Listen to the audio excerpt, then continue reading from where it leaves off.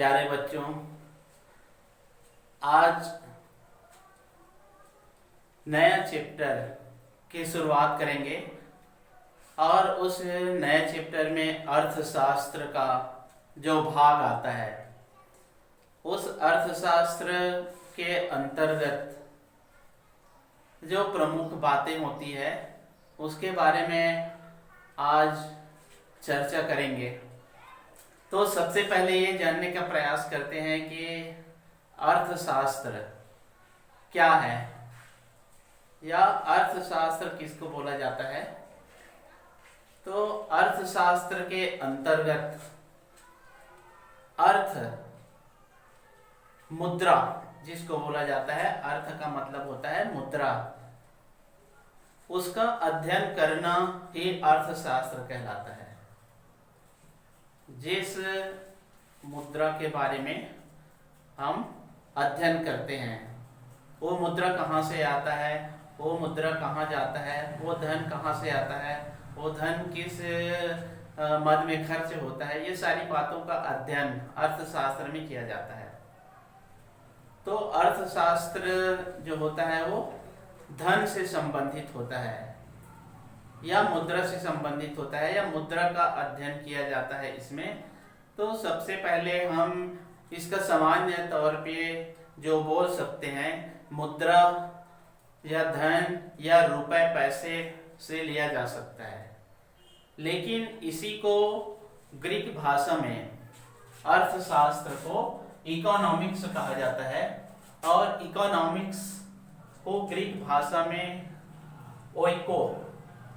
ओइको का मतलब होता है घर परिवार और नोमोस का अर्थ होता है व्यवस्था करना। तो इसका मतलब ये हुआ कि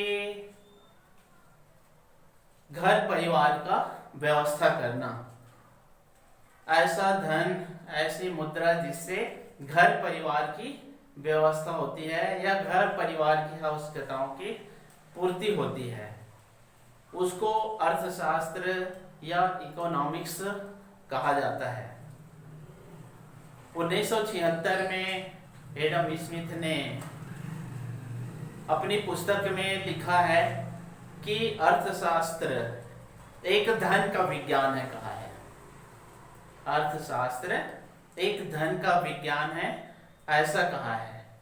तो इस प्रकार से कई जो विद्वान हैं उनके द्वारा अलग अलग प्रकार से परिभाषा दिया गया है कि अर्थशास्त्र में कौन कौन सी बातों का सम्मिलित किया गया है।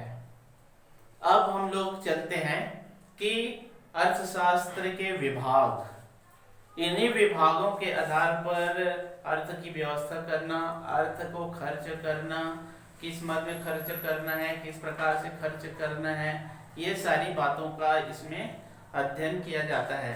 तो अर्थशास्त्र के जो भाग या विभाग, 5 विभाग इनको बांट दिया गया है। उसमें सबसे पहला जो है उत्पादन, दूसरा आता है उपभोग, तीसरा जो आता है विनिमय, चौथा वितरण और पांचवा राजस्व। इन्हीं सारी बातों पर जो आधारित होता है अर्थशास्त्र।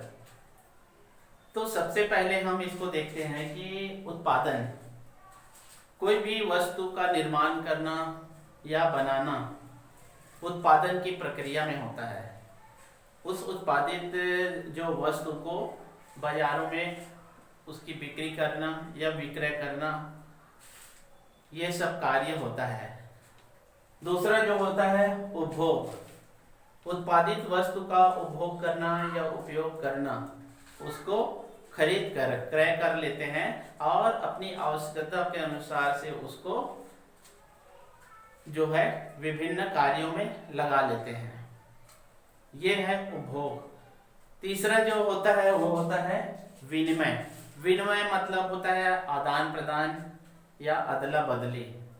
प्राचीन समय में विनिमय का माध्यम कई तरीके से होता था। वस्तु के बदले वस्तु दे दिया जाता था, चावल के बदले गेहूं दे दिया जाता था, तो इस प्रकार से विनिमय, लेकिन आज मुद्रा के रूप में उस वस्तु के बदले में हम मुद्रा दे देते हैं और वह वस्तु हमको प्राप्त हो जाती है। तो इस प्रकार से अदला बदली की प्रक्रिया विनिमय कहलाती है। उसके बाद में जो वितरण, वितरण के अंतर्गत जैसे कि कोई भी कारखाना में है काम करने वाला, उनकी जो कार्य के बदले में उनको मुद्रा या वेतन या पारिश्रमिक का वितरण कर दिया जाता है। तो इस प्रकार से वितरण अर्थशास्त्र का भी एक भाग है। उसके बाद में आ जाता है राजस्व। राजस्व जो शासन के द्वारा, सरकार के द्वारा विभिन्न जो सार्वजनिक क्षेत्र है उनके द्वारा राजस्व, जैसे कि नल है, जल है, बिजली है, ऐसे कई कार्यों के या सेवा के बदले में राजस्व लिया जाता है। तो ये अर्थशास्त्र के विभाग। अब हम लोग चलते हैं कि हमारा जो चैप्टर है वो है आर्थिक क्रियाओं की समझ। आर्थिक क्रियाओं की समझ या आर्थिक क्रिया क्या है, आर्थिक क्रियाओं को हमको समझना है। आर्थिक क्रिया के अंतर्गत क्या आता है? तो आर्थिक क्रिया के अंतर्गत हम जो आज भी कुछ भूमिका उसके बारे में जानेंगे। तो जैसे कि हमारे आसपास के लोगों का जो कार्य करने के बाद में उनको जो राशि प्राप्त होता है या उनके द्वारा जो कार्य किया जाता है उस कार्य के बदले में उनको कुछ धन या मुद्रा प्राप्त हो जाता है। जैसे कि बांस की टोकरी बनाना, कपड़े बुनना, कृषि कार्य करना और कारखानों में कार्य करना, ये सारे कार्य करने के बाद में उनको धन की या मुद्रा की प्राप्ति होती है, जिससे वो विभिन्न प्रकार की आवश्यकताओं की पूर्ति कर लेते हैं। दूसरी जो अन्य कार्य जो आता है वो है सुविधा और सेवा से। सुविधा और सेवा के माध्यम से वो कुछ धन प्राप्त कर लेता है। जैसे कि एक व्यापारी के द्वारा दुकान का संचालन किया जाता है और विभिन्न प्रकार के वस्तु बेचकर वो धन प्राप्त कर लेता है। नाई के द्वारा बाल काट कर वो सेवा देता है, वो सुविधा लोगों को प्रदान करता है और उसके बदले में वो कुछ राशि या कुछ मुद्रा के रूप में प्राप्त करता है। वैसे ही एक शिक्षक के द्वारा भी विद्यार्थियों को अध्यापन कार्य करवाता है तो उसके बदले में वो पारिश्रमिक वेतन लेता है। बढ़ई जो है फर्नीचर का निर्माण करता है तो उसके बदले में वो कुछ राशि या धन प्राप्त करता है।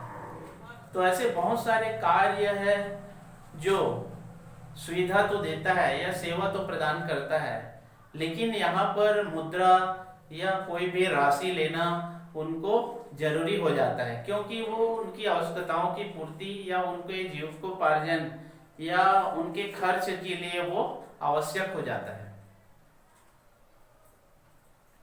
तो इस प्रकार से आर्थिक जो क्रिया मतलब जो कार्य होता है या काम होता है, उस काम के बदले में ही कुछ राशि या मुद्रा प्राप्त होती है। तो इस प्रकार से आर्थिक क्रिया के अंतर्गत बहुत सारे कार्य और उस कार्य के बदले में जो राशि प्राप्त होता है उस राशि से विभिन्न प्रकार की आवश्यकताओं की पूर्ति होती है, चाहे वो वस्तु हो या सेवा के बदले हो। यहाँ पर आर्थिक क्रिया उसको नहीं कहेंगे जिस प्रकार से वहां पर मुद्रा की प्राप्ति नहीं होती। मुद्रा की प्राप्ति नहीं होती, वो सेवा या वो सुविधा तो मिल जाता है। जैसे कि एक पिता के द्वारा अपने पुत्र को 1 गिलास पानी लाने को कहता है पुत्र के द्वारा पानी लाकर दिया जाता है तो वहां पर सेवा है, लेकिन उस सेवा के बदले में उसको कोई प्रतिफल या कोई राशि पिता के द्वारा अपने पुत्र को नहीं दिया जाता। तो ऐसी जो क्रिया है उसको हम आर्थिक क्रिया के अंतर्गत हम नहीं ले सकते। वहीं पर अगर कोई भी उसके घर में काम करने वाला नौकर है और उसके द्वारा अगर झाड़ू पोछा या कोई भी पानी वगैरह मंगाया जाता है तो उसके बदले में उसको वेतन या पगार दिया जाता है, तो वो आर्थिक क्रिया के अंतर्गत आ जाता है। माँ के द्वारा अपने बच्चे का परवरिश करना, देखभाल करना, ये आर्थिक क्रिया के अंतर्गत नहीं आता, क्योंकि माँ जो होती है वो एक पुत्र या अपने बच्चे का देखभाल करना उसकी एक परम आवश्यकता है। लेकिन वहीं पर अगर कोई नौकरानी उस बच्चे का देखभाल करती है और उसको वेतन दिया जाता है तो वो आर्थिक क्रिया के अंतर्गत आ जाता है। तो ऐसे आर्थिक क्रिया के बारे में हम समझ सकते हैं। इसके बाद में आर्थिक क्रिया जैसे कि कोई भी उत्पादन कार्य है या वस्तु है या सेवा है, उसके बदले में दिए जाने वाला जो प्रतिफल होता है, उसके बदले में दिए जाने वाली राशि, पगार, वेतन जो होता है, वही आर्थिक क्रिया कहलाती है।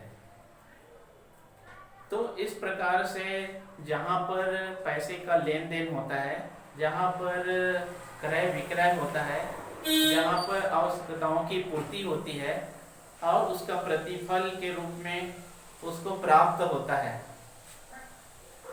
वही आर्थिक क्रिया कहलाती है। तो इस प्रकार से आज आर्थिक क्रिया का थोड़ा सा परिचय या थोड़े से आर्थिक क्रिया क्या चीज़ है उसके बारे में आज हम लोग समझे हैं। अर्थशास्त्र क्या है, अर्थशास्त्र में कौन कौन सी बातें सम्मिलित की जाती है, कौन कौन से उसके विभाग हैं, इसके बारे में एक भूमिका या इंट्रोडक्शन आपको बताया गया।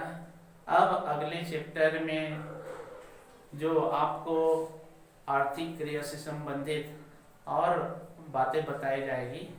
धन्यवाद।